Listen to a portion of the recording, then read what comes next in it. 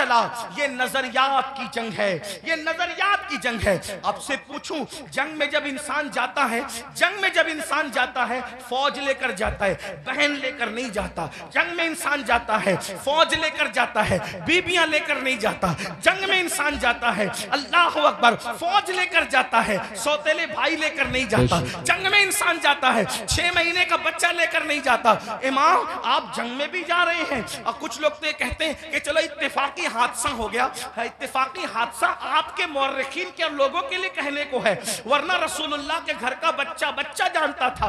आका ने इतनी तफसील से करबला बयान की थी। इब्ने अब्बास कहते हैं कि नबी के घर के बच्चे बच्चे को पता था कि हुसैन मैदान करबला में खड़े जो वो शहीद होंगे। जंगे सिफ़ीन के मौके पर मौलाए कायनात जब करबला के करीब से गुजरे तो रोए, फरमाया यहाँ हुसैन के ऊंट बैठेंगे, यहाँ उनके कजावे रखे जाएंगे। यानी कितनी तफसील मालूम थी खानदान रसूल को कि ऊंट कहाँ बैठेंगे वो भी पता है, खैमे कहाँ लगेंगे वो भी पता है, कजावे कहाँ रखे जाएंगे वो भी पता है।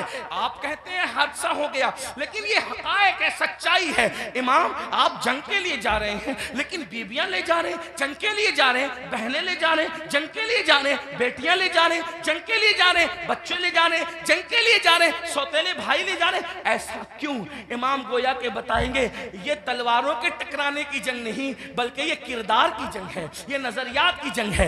एक तरफ यजीद सौतेली मां को पाप की नजर से देख रहा है, तो हम मैदान में बताएंगे कि सौतेले रिश्ते का तकद्दुस क्या है। आप देखें पूरी दुनिया के अंदर सौतेला रिश्ता हमेशा मशकूक रहा है। आप तवज्जो करें, सौतेला रिश्ता हमेशा मशकूक रहा है। आप नहीं देखते सौतेले रिश्ते का मतलब कुरान की तफासिर उठा करके देखे, इब्ने अब्बास से लेकर साहिब नईमी तक सौतेले रिश्ते का मतलब क्या।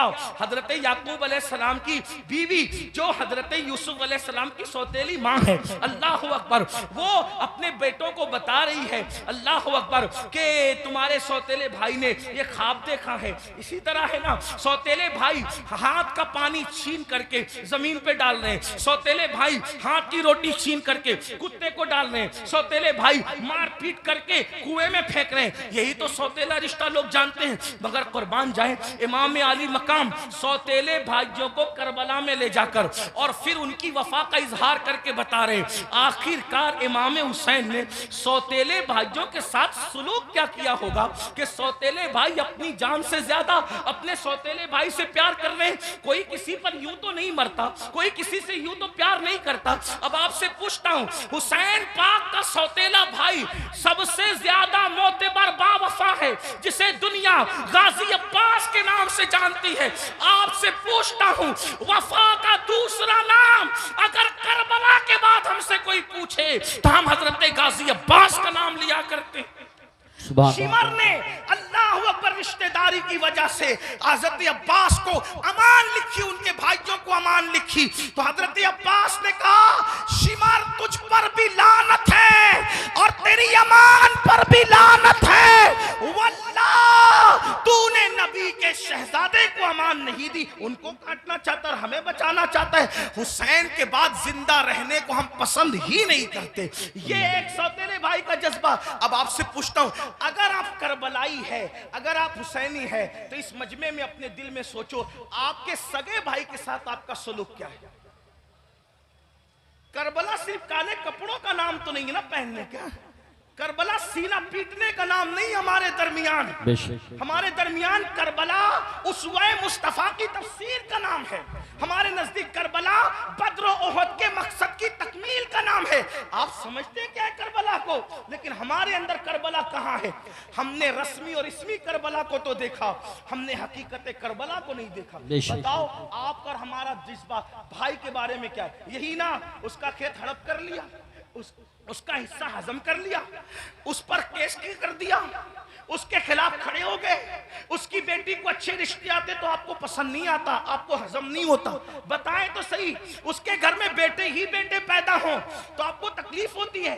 ये आपका मामला सगे भाई के लिए, और वहां सौतेले भाई के साथ अंदाज क्या है सरकार गाजी अब्बास के साथ देखें। फिर उसके बाद इमाम अपनी बहन को करबला में लाए।